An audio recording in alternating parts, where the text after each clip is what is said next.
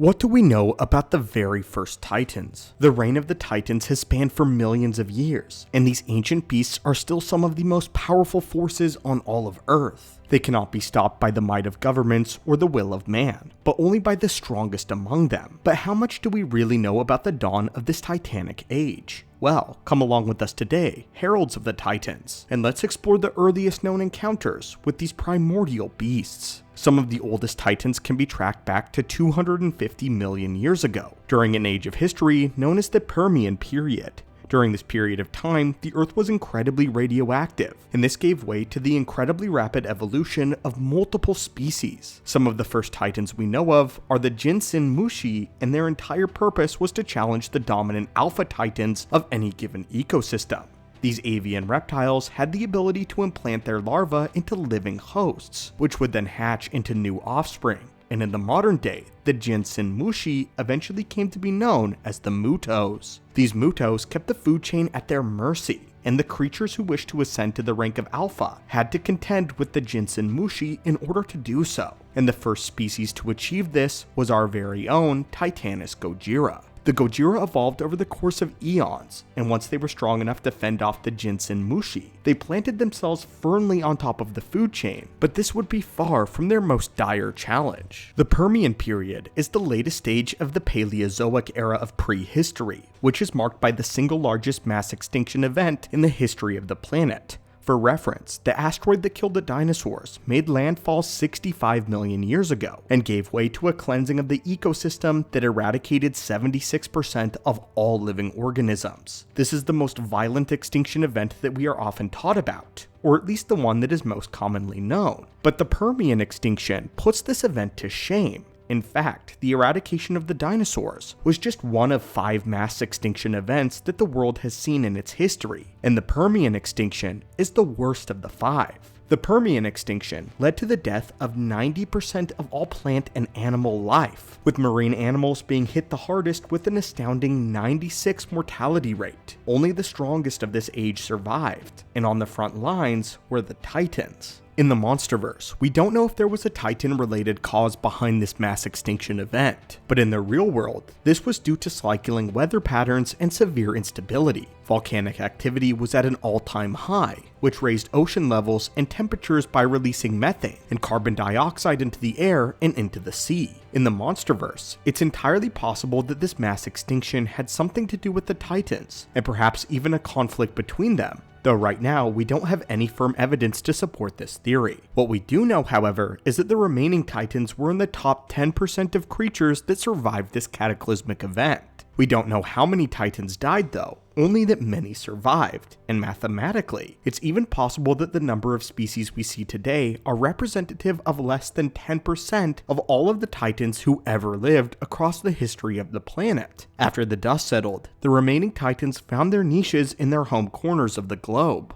The survivors of such a devastating period in time. Many burrowed deep into the hollow earth as the radioactivity of the world became less and less potent, while others migrated around the surface of the planet. It is around 250 million years ago that the first congregation of Titans appeared on Skull Island, making this permanent home for the remainder of history. Around 2.6 million years ago, the Earth began suffering the effects of the Ice Age, and it's been widely theorized that the Ice Age was not a natural phenomenon. In the Monsterverse, it is believed that none other than the new Titan Shimo, and the newest threat to Godzilla and Kong, was responsible for the Ice Age itself. The most fearsome of the Ice Titans, single-handedly giving way to this period of time. Why Shimo would do this is currently unknown, but there are a few reasons that we can speculate. Shimo may have been trying to reverse the effects of the Permian extinction, or she could have done this during a conflict with other Titans. But until we have more information, we simply don't know for sure why this would have been.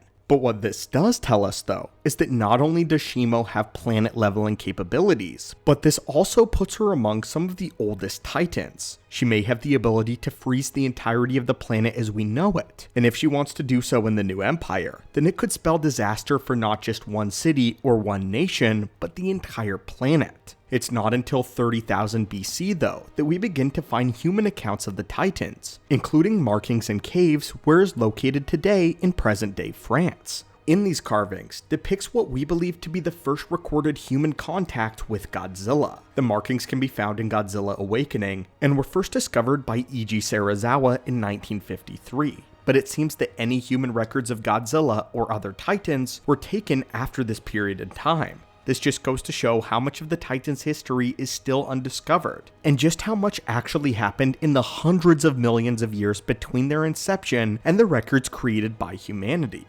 What we do know though is that Godzilla is also noted as one of the oldest titans, along with Shimo, with dates dating back 250 million years ago. But in 11,000 BC, we see the battle between the Muto Prime, still referred to as the Jinsen Mushi, and another member of the Gojira species known as Dagon. But for more information on this encounter and the history of Gojira Dagon, be sure to check out our video on that as well. Moving on in the timeline though, by 1100 AD, the only Gojira remained was Godzilla, implying that the Great War between the Gojira and the Kong took place at some point within this gap of time, and somewhere in here, many of the Gojira faced extinction. We know that the war took place after something threatened both the Gojira and the Kong, and forced the two to unite. Some theories point that this may be the Gojira known as the Zos-Lahawa, where others believe it may have been King Ghidorah. But again, we have theories covering both of these options that we encourage you to check out in other videos. Anyway, once the fight subsided, the Kong learned that the irradiated scales of the Gojira could be used to create weaponry and tools, saturated with the energy of the Hollow Earth, and they wanted this power for themselves. The Gojira, though, refused, and at some point, a Kong would end up killing a Gojira for one of his scales. This is what sparked the war, which led to heavy casualties on both sides, and the near extinction of the Gojira and the Kong. When the last of the Gojira remained, however, he roamed the Earth, only to be seen once every few hundred years by various cultures who regarded him as either a god or a curse. But we all know him as the king of the monsters. We know that the waning days of the Titan supremacy led to the rise of King Ghidorah and the epic battle that left him imprisoned in the ice. But while the surface titans were either dying out or were driven to ground, a few pockets of titans seemed to thrive. Specifically, Skull Island remained relatively untouched for thousands of years, letting Kong and the Skullcrawlers flourish in their own miniature terrarium. And thanks to more trailers from the New Empire, we know that the Hollow Earth has also been left standing as well following these many wars, and that this is where Titanus Shimo eventually wound up. Again, recorded to be one of the oldest titans and an offshoot of the Gojira species. The history of the titans is not only fascinating, but massively incomplete still, and there are still so many mysteries surrounding their past. But now humans are being caught in the crossfire. Humanity has reigned supreme for thousands of years, and the titans have largely fallen by the wayside. But what is clear is the dawn of the new empire, and that the titans dwarf whatever humans can muster. So now, we have to wait and see if humans and the Titans will be able to coexist for the foreseeable future, or if one group must die for the other to achieve peace. But anyway, my friends, what do you think of this timeline of the Titans? What are your thoughts on Shimo being one of the oldest recorded Titans that we know about? Do you think the older Titans are generally more powerful than some of the newer ones? And which Titans do you think were dominant alongside the Gojira during the age of the Permian period?